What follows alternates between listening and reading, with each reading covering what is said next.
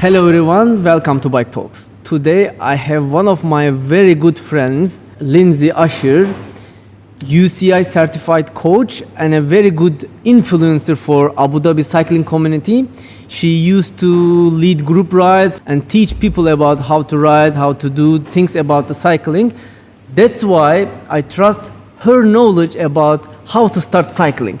That's why today we are going to talk about Cycling 101 and we're going to talk about how to start, what stuff we need and how we can develop ourselves in cycling world. Welcome, Lynsey. Thank you. I'm very happy to be here. I hope it was a good introduction about you. Yes, absolutely. Okay, great. After then, I want you to introduce yourself a little bit more in depth. Then we can jump into our topic. Okay. Well, you did cover some of the things about my background. So, without giving my age away, I've been riding for a long time, over 20 years. So I came into cycling originally as a mountain biker. That was my entry, if you like, into cycling. And then I moved across to triathlon because one sport wasn't enough to consume my entire life. And then I stepped away from triathlon because, for me it was very time-consuming sport, too time-consuming. Yeah. And the one thing that I really enjoyed was getting on my bike. Out of all of them, I was a decent swimmer, I was an okay runner, but I was always strong on the bike. So when I moved to the UAE, I stepped away from triathlon entirely and focused on the sorry to interrupt, but UAE is a very nice place to do triathlon. It is. But I think I'd had sort of 6 mornings swimming a week drilled into me for so long that I really lost a love for the sport, and I just decided that the one thing that always put a smile on my face was being out on the bike. So that's sort of how I started. When I came here, I did notice a big educational gap in cycling, one that I felt that I wanted to address. So I started my own club, as you said. Which is, if it's, I don't mind, it's wrong. It was Velo, Vigano or VV Roadsters. VV Roadsters, yes. And then my career kind of took a different direction, and I'm now working closely with the new UAE professional team. And I just wasn't able to. I didn't want to stop it, but I just wasn't able to give the time that it needed. So unfortunately, I had to step away from it. It was an eye opener, taking rides and trying to be in charge of multiple people. So now I'm focusing more on my career, which is still cycling related, but it's still addressing the educational gaps in cycling, which is what I'm passionate about. Maybe we can talk about your career plans and what do you do about your career later on, maybe on a different episode, because it's very interesting initiative project in my mind. Yes. And it can cover a whole episode. Yes. But now I want to jump into our topic without not taking too much time. So Let's do it. As I said, consider me, I don't know anything about cycling, and I saw you in front of a cafe or in front of a bicycle shop with a cafe with your cycling kit, and I came and asked to you, hey, how are you? I want to start cycling and I don't know how to start. Can you help me a little bit? This is our main topic today. I want to encourage people to start and give them some information to brighten their minds, to see how easy to start cycling. And for this point, I want to start with bikes because it's maybe the most complicated and expensive part of a the minefield. Yeah. It is. No, it's true, and it's a very valid question, and it is one that I get a lot. So, look, let's be honest, it's a bit of an intimidating world for people. Yeah. So, people see cyclists gather in their lycra, and everybody looks very fancy and skin tight lycra and all the gear, and so for somebody stepping into the sport, I think for sure it can be an intimidating place, and there are a lot of so-called experts out there who would love to give you their opinion, and there is a lot of bad advice kicking around. So if somebody comes and asks me about it, I'm happy to do that because I do inherently like to help people and you have a very long period of time covering experience, like 20 years maybe. That's it, definitely. And I see people continually fall into the same traps and same problems that I wish, and there's things that happened to me when I became more of a roadie, and I was like, I wish somebody was there to tell me this, or I wish somebody, so I had to learn the hard way. So if somebody comes to me and says, and asks me that question, so the first thing I would do to them is, let's talk about choosing a road bike, Yes. first of all. Yeah. Okay, so for choosing a road bike, there is a lot of snobbery around cycling. And if we're talking about the UE marketplace in general and the UE behaviour, the UE trend is that, you shouldn't possibly consider a bike that's not carbon. And we need to also understand that people have a range of budgets. So some people have a lower budget, some people have a higher budget. So for me, there's a huge focus on purchasing a carbon bike. There's a huge amount of peer pressure. In reality, is it necessary? No. Yeah, definitely not. There's a in Europe, for example, and for my country, there's a pathway. Okay, so you buy a bike that weighs about the same as your car. You start cycling, you start to handle that bike, and then it's a progression. You start to get the bug, you go for something nicer, then you invest a little bit more money, maybe upgrade to a set of carbon wheels, maybe get some electronic gearing. So it's a process. So people kind of go straight to top end. Go step by step. Yes. So I would say to them, look, set yourself a budget, first and foremost. Remember that budget should not be just about the bike, because it gets out of control with accessories and you become absorbed, and there are so many things you didn't need to think you didn't think about. When you get a bike, you need some certain accessories, like you need a helmet, you need bottles, you need bib shorts, jerseys, like you need gloves, maybe you need, and all these things glasses, are more expensive than people think.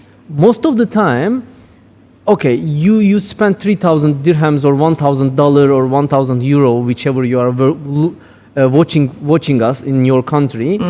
But most of the time, people spend 30 to 35%, sometimes 40% of the bike's budget. I can believe that. If you spend like 1,000 in any currency, you spend like 350 to 400 for your accessories. Yeah, easy. So this is not a small budget when you look at it. So everybody should consider this amount. Yes, they should before they start looking bikes. And I think they don't. I think you have to set yourself a realistic budget of, you're maybe wanting to save a little bit of money. You have a family, you have other responsibilities. So first of all, set that budget. My second piece of advice is that if you are at the top end of the aluminium range bike, I would advise you to step into that carbon entry level, just because the difference in bike between a top end aluminium and a lower end carbon is they're quite close. And the beauty of when you do have a carbon bike, I'm not trying to contradict myself, but the beauty of when you do have a carbon bike is it's much easier to upgrade. So once you have an aluminium bike, you don't really want to put fancy gears and super, ceramic bearing hub carbon rims. When you have a carbon bike and when you upgrade it, you can get the response in a bigger scale. Yes. So if you change your wheels on a carbon bike, maybe you will get better your bike like 20%. And if you put the same wheel on an aluminium bike, maybe you will get 15%. That's what we are talking about. Exactly. But if your budget is lower end, you're an aluminium, certainly in the UE is not a hilly landscape. So if we were having this conversation and we both live in the south of France, it would be a different discussion, because everywhere you go there's a mountain, everywhere you go there's a hill. And carbon really just comes into its own on a hilly landscape. So if we're talking about a complete beginner, so if they have a low-end budget, get aluminium. There's nothing wrong with it. Don't let people bully you into telling you that you need to have some carbon, amazing, all-singing, all-dancing bike. You don't. And then also a carbon bike, certainly top end, is a big financial commitment. So commit to what you can commit to. Decide if the sport's for you. You'll know very quickly whether you're taken to this sport or it's just a phase that you're going through. And then once you have gone through that journey with the aluminium bike, it will always be a special bike to you because it was the bike that got you started. And then, the second-hand market is very buoyant here. You can sell and get yourself something. Second-hand market is booming in all around the world right now, because there is a big shortage. There was a big shortage. Now there is a oversupply. Yeah. So now finding a good affordable bike is much more easier. Yes. And I would like to ask one more question though. Like, do you think, does it matter the gears or does it matter the wheels when you first start? They should prioritize the wheels or gears? Personally, I would say gears. Okay. I would say gears. I mean, wheels do make a difference, but it's an interesting question. There's pros and cons for either, I think. But you know, the quality of your group set is so important in terms of the longevity of it. How if it's well maintained and well looked after, then that's gonna last you a long period of time, right? So it just depends. If somebody thinks they're going to have a bike on the short term to get started, I'm not sure that one's really a priority over the other. But if they're going to keep it for a longer period of time, I think the wheels are certainly heavier. So there's a weight element there if you get a nicer set of wheels. But again, in this landscape, like lightweight wheels is not, especially for somebody starting out. Yeah. Ahmed is still riding that aluminium wheels and he's smashing 2,000 kilometers per month almost. And you know, it's funny because that actually made him a better rider. Yeah. And made him the rider he is today. If he started off at some top end carbon bike, he wouldn't have got as strong as he is now. Yeah. So he was going to Hafit and Jais and riding that thing that weighed about, I don't know, 13 kilograms or something up these mountains. And you know, even some of the pros say they have an old rubbish bike for training on, so that when they get on the proper bike, you will feel they become like an animal when they get on that bike. So I think the carbon thing. The other piece of advice I would give, which is a very important thing, make sure you get the correct advice on the size of the bike. Yeah, definitely. This is a big understood thing.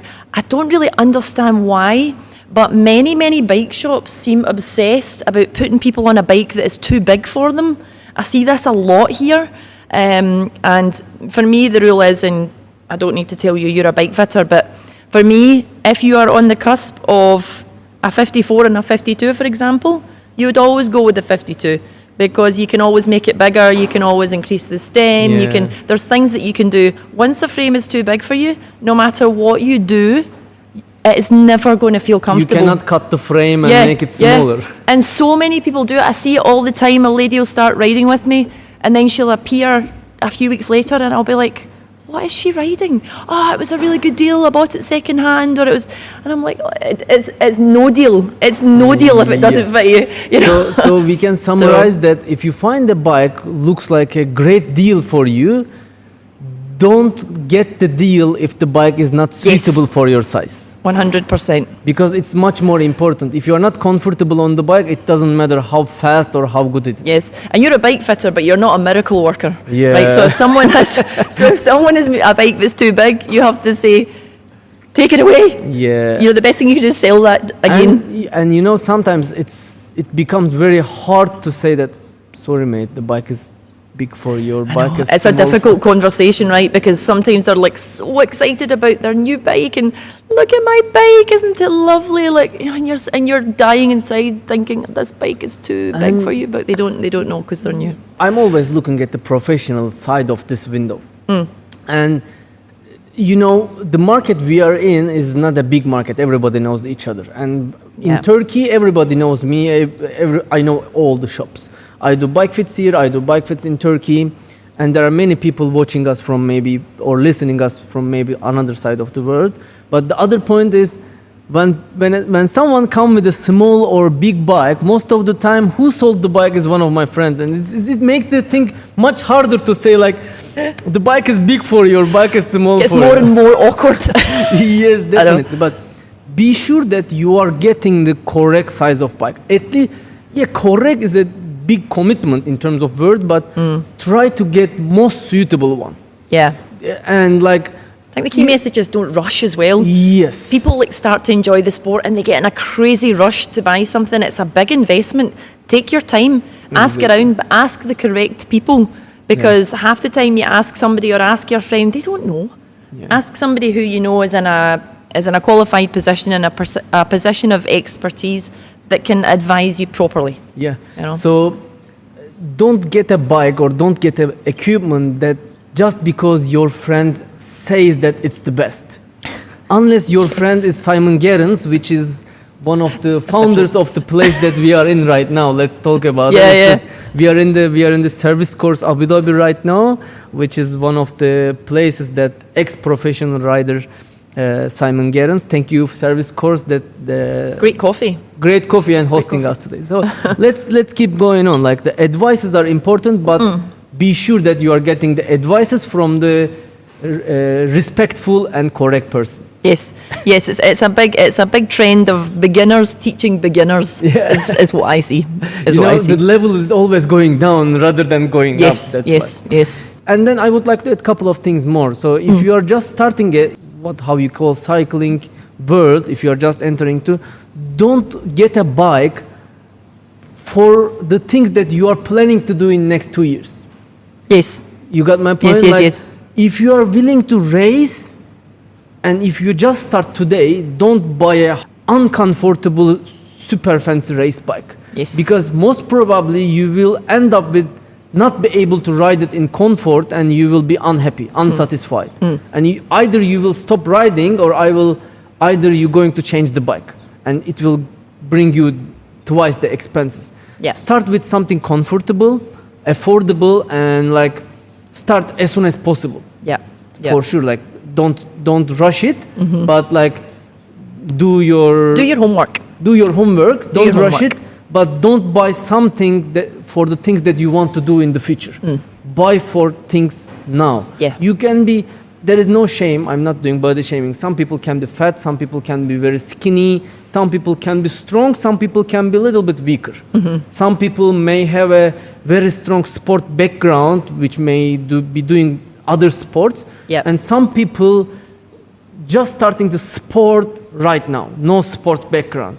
So everybody needs different thing, but if you are starting with a comfortable bike for yourself, you will be very happy with it, and you will grow up in cycling, like step by step. Yeah, I think that's a really good point that you make. It's very, very true.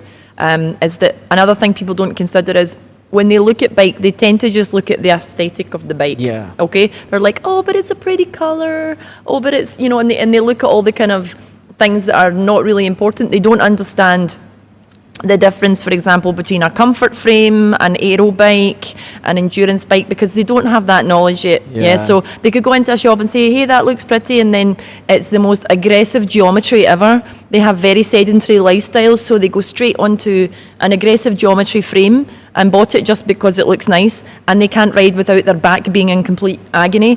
And that is not going to help somebody to fall in love with the sport. And most of the time, don't get me wrong, my dear bike shop owner friends or sales associates, none of the salesperson in any shop will not say to you, if you are looking for a fancy bike and willing to buy it, they will not say to you, no, this bike is not for you. They will not lead you to a more comfortable bike if you are willing to buy an expensive, fancy bike. They will not stop you. Actually, maybe that's why I failed in sales, because I used to be in a sales marketing position, and I would always steer people away from the fancy bike, even if they wanted to buy it, because I would know that they would have a bad start to the sport. And I would be like, this is farmer. Oh no, but my cousin has this, my sister has this. And I would be like, yeah, like I really recommend.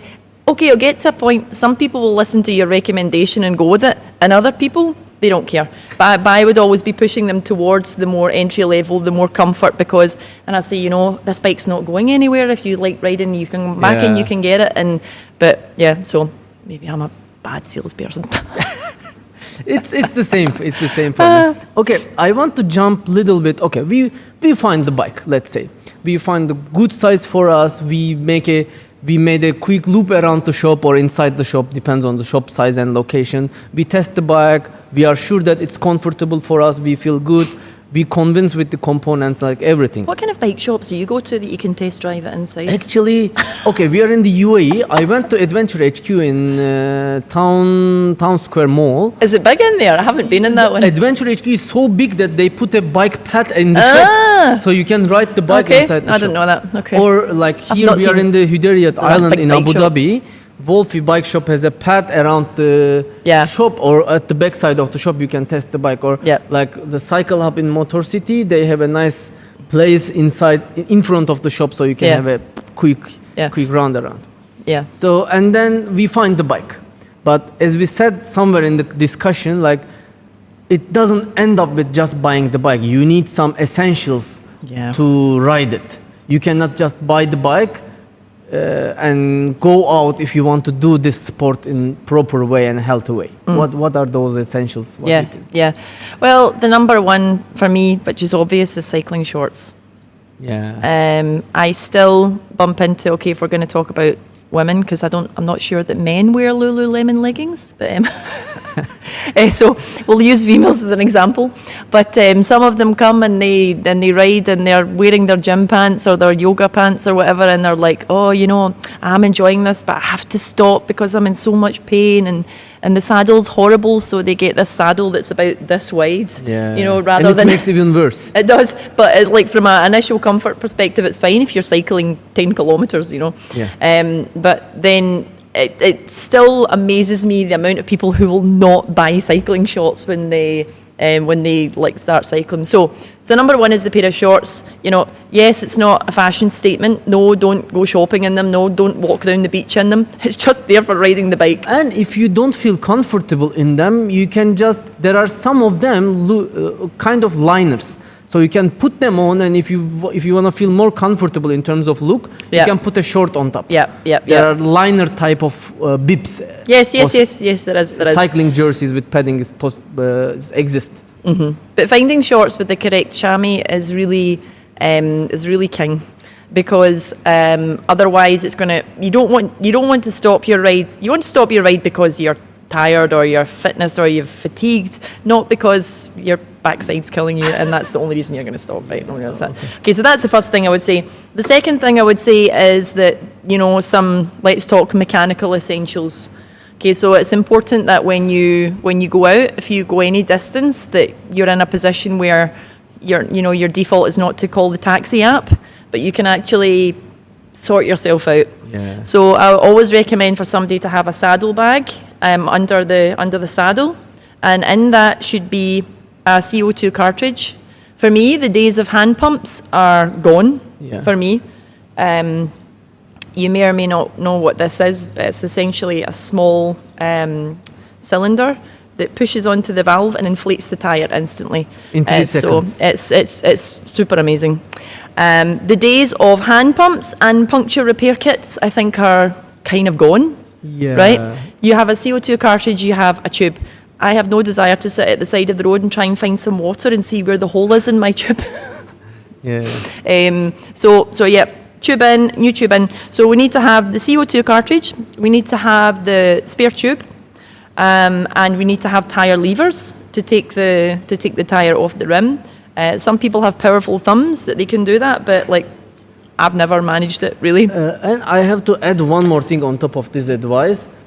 Don't think that you cannot do it, because if you have it and if you are not able to do it, if you are in a road that people riding bicycles, someone can stop and help you with the experience and thing, because the cycling community is like a helpful community wherever you live or whatever kind of bike you are riding. Unless you're in the middle of nowhere. Yes, if camels are not helpful. we stuck in the middle of Al Qudra at the backside of Al Qudra. No! You know the short link. They call it Jurassic Park. I will add the map where it is in the thing. I used my spare tube. I used my little patches.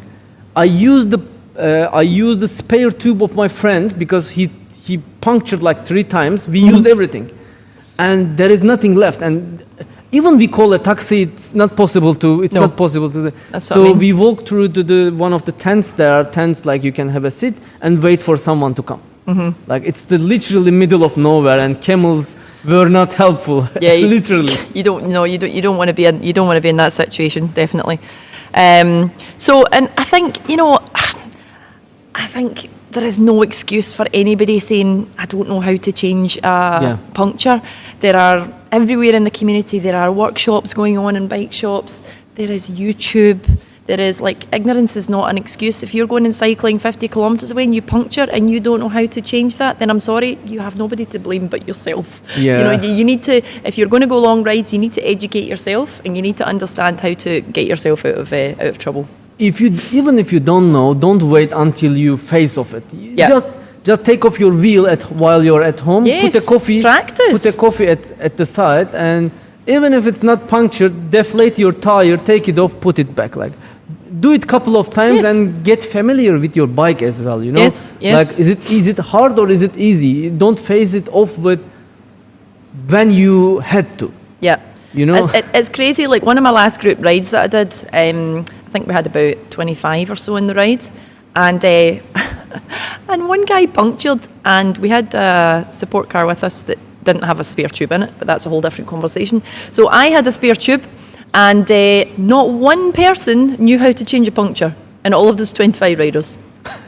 So it became a puncture tutorial of what to do, and I felt like I was in the F1 pit lane, and they were like timing me, putting me on Instagram, seeing how like quickly I could do it.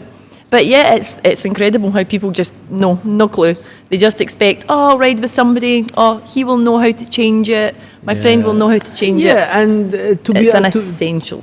To be honest, we are living in the UAE, and if you are riding on the road, not specific cycling paths, you have to have a security car or safety car behind you.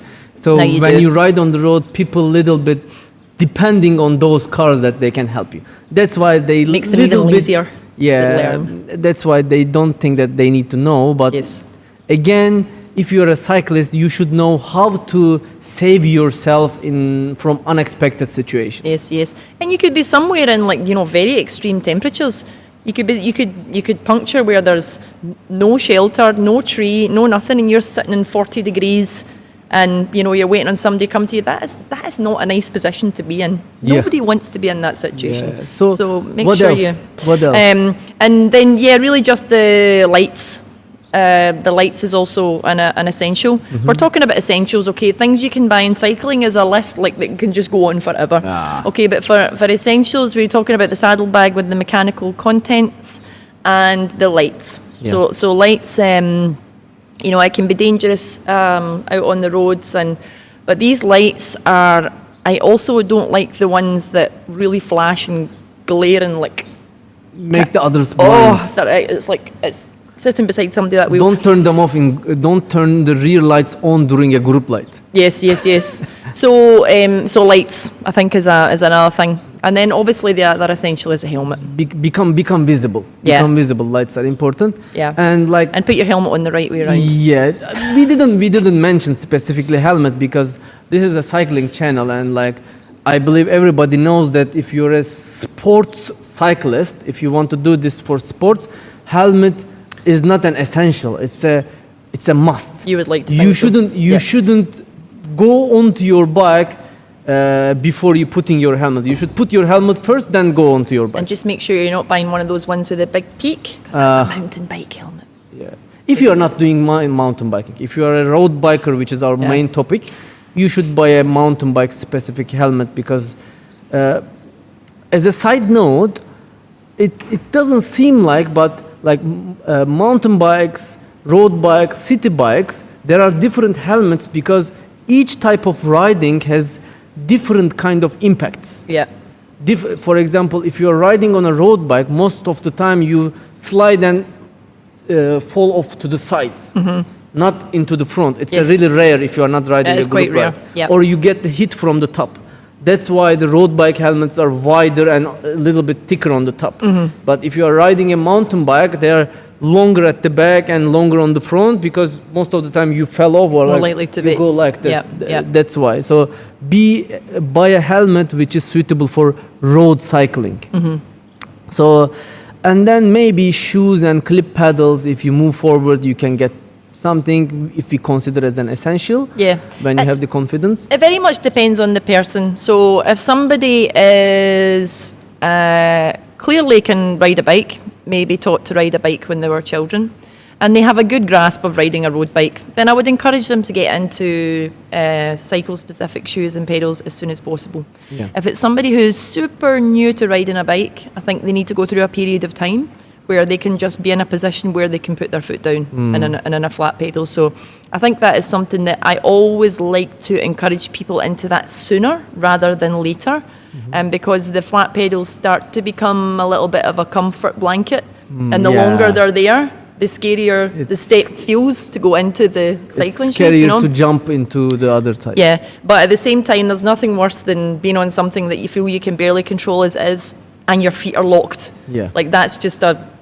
not a nice place to be for somebody. It's just a matter of time. Like, you should try it a couple of times and you will be totally fine about it. And don't believe people when you get clipless pedals, you will fall off. If you do the steps properly, you will not fall off from the bike. Yeah, I mean, it can happen if people are just like rushing. As you say, it's a process. It's a process. And the only reason that people do fall is because they wait to stop until the last possible moment. Yeah. And if you wait to stop till the last possible moment and you're in a panic situation, you're heading towards a wall, you're heading towards a bunch of cyclists who are all stopped. In a panic situation, it's not going to end well. Yeah. So I always encourage my riders to take their foot off and rest it on the pedal long before they know they're going to stop, and to find out what their dominant leg is. Which leg do they step down? Which leg do they naturally step down? But normally, even if they do fall, it's like it's nothing. You know, it's just embarrassing more than anything. Well, okay. So since we start with like don't stop or don't keep your pedals locked until the last moment, so we can talk about do's and don'ts a little bit. Yep. Like what should beginners avoid to do and what they should do. Like basic things, like most important ones. So do get the basics and get comfortable first. Ride on your own. Familiarise yourself with riding a bike. If you're new on a bike and you have somebody here and you have somebody here and you have somebody here and you have somebody here, that's like intimidating. Yeah. So go out yourself, get yourself comfortable with the absolute basics. Do vary your environment. This is a big thing as well. So cycling, especially the fitter you become, the more kilometres you start to put in, it'll be like, yep, I've seen that tree now for the 100th time. Yep, I've seen that building over there, fed up looking at that. Yeah. And it's a way to just saturate your love of the sport if you continually train the same place. So do vary your environment. I think that's important. Vary the time of day, sometimes early morning, sometimes evening. Afternoon. Yeah, so you meet different people out and about. There's constant stimuli around at different times of day. Do ride with people that you feel safe with. So if you are going to go out with other cyclists, make sure it's somebody that you feel comfortable around. Somebody who has a good control, who has a good control of the bike. You can trust. Yeah. And while you are getting yourself comfortable on the bike, learn how to handle your bike. So what I basically mean is, so it's human nature to address your strengths and ignore your weaknesses. Okay, if I had 1 dirham for every time I spoke to somebody who says, I can't corner, I can't go around a corner on a bike. So what do? They just don't corner. Yeah, so rather than go, I'm not very good at that, I should maybe practice it. They just step in, and then it becomes a bigger and a bigger and a bigger issue. And then you start looking on the flat and straight roads to ride cycling. Yes. And I know some girls who are strong cyclists, from a cardiovascular perspective. They're very conditioned, they're very strong, they're very powerful, they push a lot of watts. But if somebody went head to head with them in a race and there was a corner and someone attacked, they would be out the back.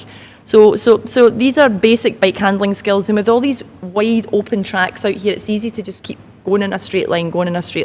So I think you need to force yourself to turn your bike, to maybe if you see some cones, go round about, so it just becomes, so you have good bike handling. So by the time you do step into a group situation, if somebody veers left or veers right, or an unexpected situation occurs, you can cope with it. Yeah. And you can deal with it, rather than just go bang and just crash, do vary the intensity. In the beginning, you're getting a base level of fitness, but do vary the intensity. Do some pushes, like 2 lampposts where you push hard, change gear, reduce, use all your body's different energy systems, because then it's going to make you all round better conditioned, And do use the gears. People do not use their gears here. This is another big thing I have with people. We had a customer recently that he bought the bike last August or September, late August, early September, somewhere around there. And he came back for a service. The bike was like totally looks like brand new still. And he Using said one like gear? I've been using it like once or twice a week since he bought. Okay. But he never used the gears. He just keep it on the gears that we gave it to him. Yeah. And that's why all the gears are like Perfect. brand new, never been used. This is not an uncommon story, huh? This is so common.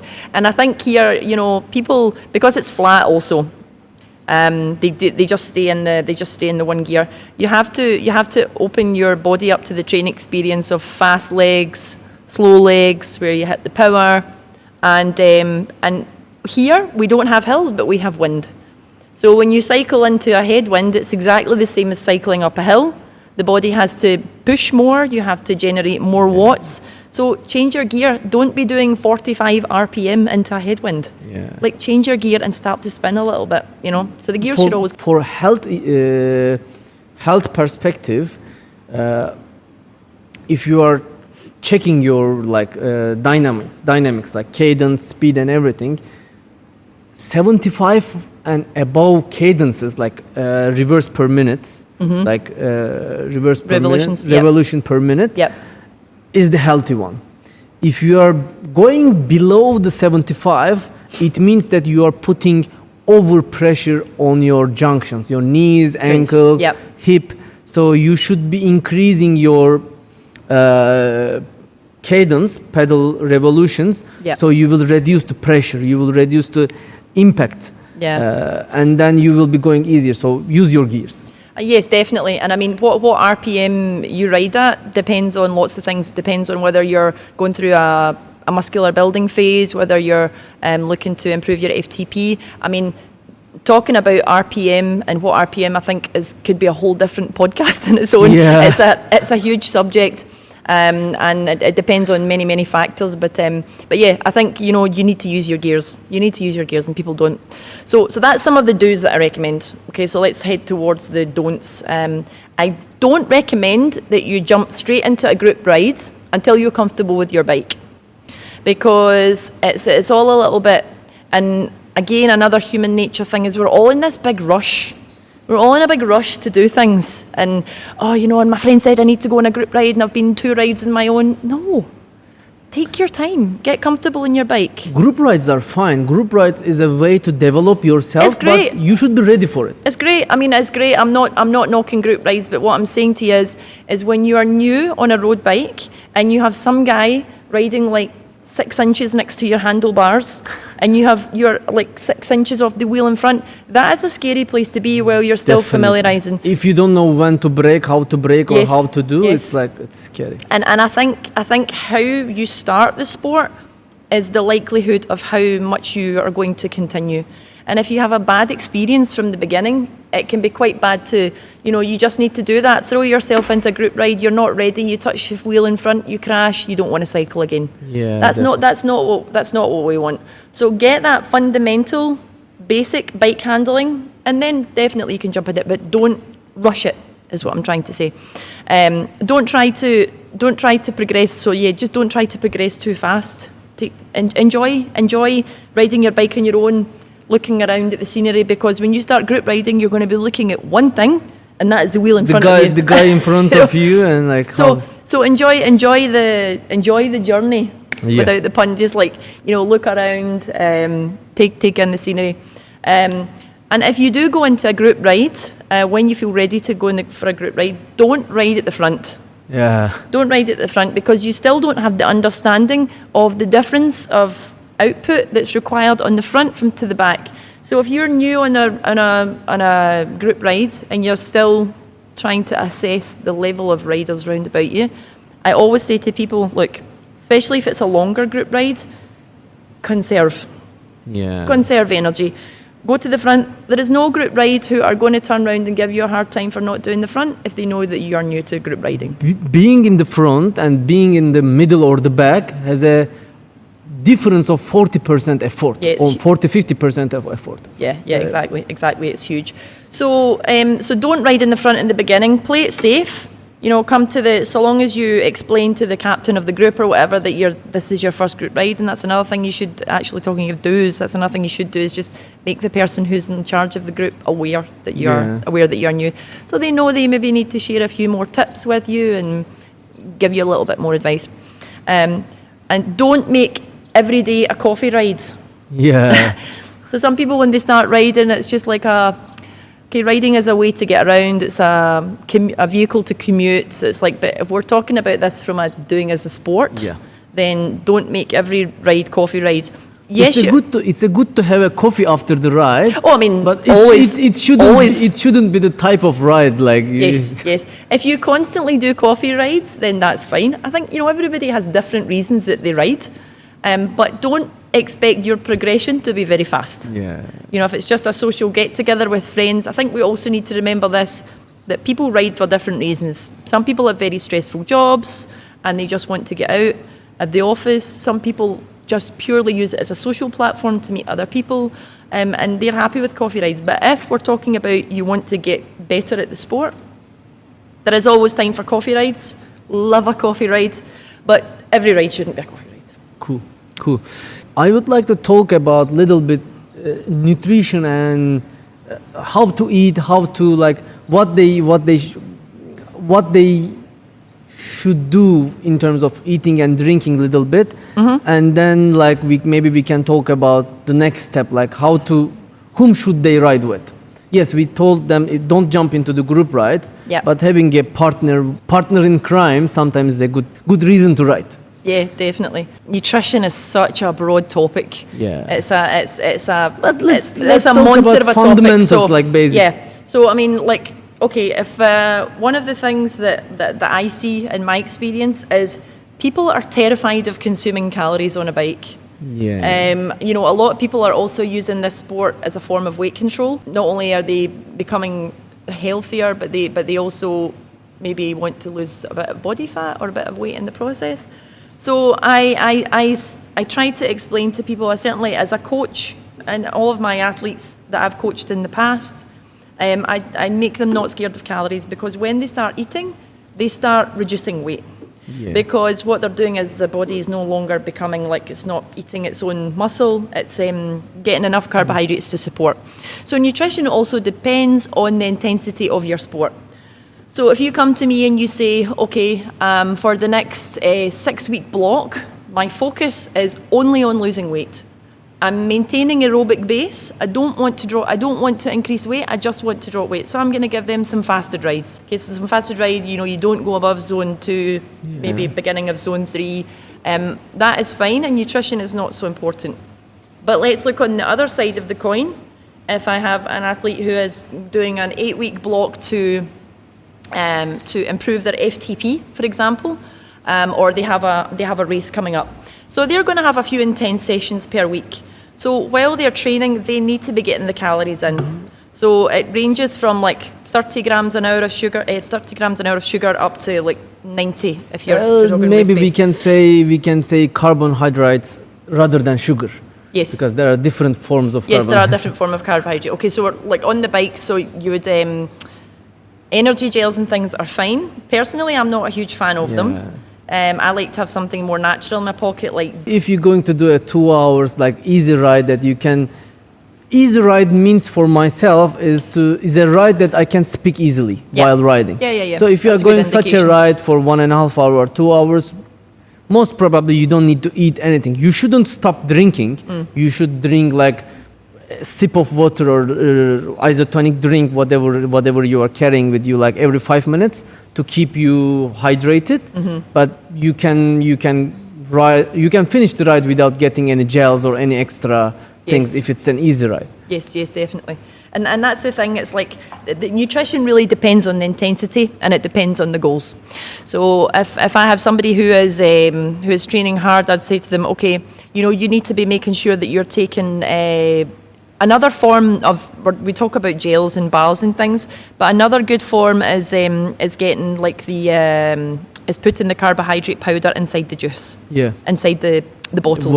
Okay. So some of those, the ratio of carbs is very, very high. So it doesn't have to be ingesting calories from an eating point of view, it can be what's in your bottle. Some of these are like super, super high sugar. When I used to race, I would always have 2 bottles and I was like consuming like 80, 90 grams of sugar an hour when I was racing. And I was supporting it with energy gels as well. So, but am I going to do that on a training ride? No. Okay. I'm just putting all these extra calories in for no reason that I'm probably going to store as body fat later. Eat natural, and don't worry about eating on the bike if you're training. Eat. Because at the end, if you want to move the machine, you need to put some calories in. Exactly. And I always use the car analogy to people. I always say, okay, if you know you're going to go in, I have lost count of the amount of riders I've been riding with in the morning we're doing a fast ride. Oh, I didn't have any breakfast this morning. And it's like, it just blows my mind. It just blows my mind that they think that they can get on their bike from 0 and do a training ride at like zone 4, zone 5. Yeah. And then, you know, it's crazy. Yeah. It's crazy. Cool. So as a summary, we can say that if it's not an intense ride, it's okay to go without eating any extra things. Yes. But if it's an intensive ride, it's good to take like 30 to 35 grams of carbohydrate. More than that. More than that per hour. Yeah. Per hour. And you can get it via drinking it, via eating it, depends on what type of goods you want to consume, you like to consume. Well, that's the thing. To try and get the sugars in just by gels, your stomach from a gastric perspective, if your body's okay with it, then fine, but many people are not okay with that. So this is where the carbohydrate powder and the juices is very good. And never wait until you get thirsty. Yeah, try and just keep, especially here in the UAE, it's like...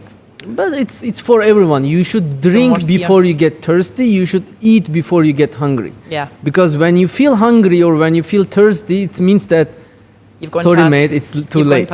Yeah, I think if you aim for, if you're doing let's talk a long ride, for example, if you're having something every half hour, that's a good gauge to go with, because you're topping up the tank before it hits empty. Yeah. So when it hits empty, that's when the body's kind of in shock and looking for anything other than, and at that point in intensity, it won't choose body fat, huh? People think that's what's going to happen, but it's in reality, it won't. If your body doesn't have enough calories to move your muscles cannot burn fat. Yeah. So you need to keep your cells topped up. Well, you need carbohydrates to emulsify fats also. Exactly. So that's a process that carbohydrates are required. So I want to reach to the last point of this episode. Yep. Like choosing the right partner or like finding people to ride with it. Because like, yes, we said that ride by your own to get used to your bike, or ride in various places, but sometimes it can be boring, so we need a partner. So how they can find a good partner, how people can understand that person or that group of people are good for them. If we're going to talk, I can talk for the UAE because I've been here now for nearly 9 years, but I'm sure it's a similar kind of setup in other parts of the world. But when you start riding, you start to see groups of people go out, and here it can be difficult to align with somebody who has the same kind of work schedule as you, who will train at the same time as you, somebody who you just have a connection with. You have good chemistry, you enjoy their conversation, you know. But when you're in a community, it very quickly engulfs your life, because cycling becomes like a way of life, right? Yeah, definitely. And it's not just everybody is your cycling friends, and that's just the way it goes. Yeah. So in terms of choosing a partner, you want to choose somebody who is either a similar level to you or better. Okay. Would be my advice. Don't start riding with people who are slower than you, because A, it's going to frustrate you. Yeah. And B, it's not really going to improve your fitness. And you can test yourself while you're riding alone, how fast you can ride or how long you can ride, and then you can match the people like around you. Oh, okay, I'm able to ride with 30 kilometers an hour for 50 kilometers. So you can find a group of people who rides in that level, or maybe a little bit faster.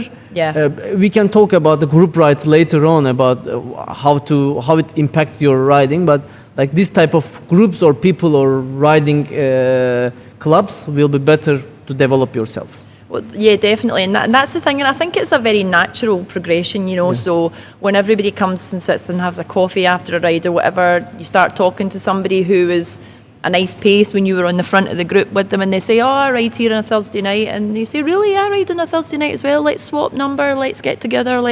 And it just kind of like automatically rolls on from there. Definitely. And then before you know where you have your social, your sort of culture, your, I don't like to use the word clique, but it almost becomes like that. Yes. Of people that you are comfortable riding with, because when you start cycling, you'll recognise that there are a lot of egos out there, and some of them you'll just be like, no, I don't want to ride with that person. Yes, I connect with this person. Yes, this person has a similar speed to me. Yes, this person has a similar ability to me. Let's get together but riding with people is way more fun. Okay, then maybe we can add that if you think that you find a good group for yourself to ride, but if you are not happy with the people from that group, there is always someone else. Yes. Don't feel like you stuck with them. Yes, so yes, there yes, are, because the cycling community is huge. So wherever you are in the world, like there is another group that fits your performance level or your expectation somewhere. So you can find them. Don't stuck if you are not happy with the people, the group you are riding with. Just look for someone else. Don't let people upset you and push you away from cycling. Yeah. It's just like any other walk of life. You just find your people. Yeah. You find your people that you connect with. You like their personality. You like their outlook on life. You like everything about them. And like every group has a very different group dynamic. Yeah. You know, and I think I know most of the groups here, and I can tell you the dynamic of each group, and I can tell you which one I would prefer to go and choose and ride with. Definitely. So, yeah, you just have to find that. Find your crew. Find the right crew. Yeah, that's great. Thank you, Lynsey. That was a great talk. Welcome. Great bike talk. Can go on forever. Yeah, it definitely can go forever. Endless. Thank you for coming today. Thank you for sharing your valuable information with us. Thank you for your invite. Thank you for watching us and listening us. This episode will be available on Spotify as well, on Apple Podcasts, so you can listen. Thank you for listening us, and if you don't want to miss the next episode, consider to subscribe and click the ring button to be notified about the new episode. See you next time. Keep safe and keep pedaling.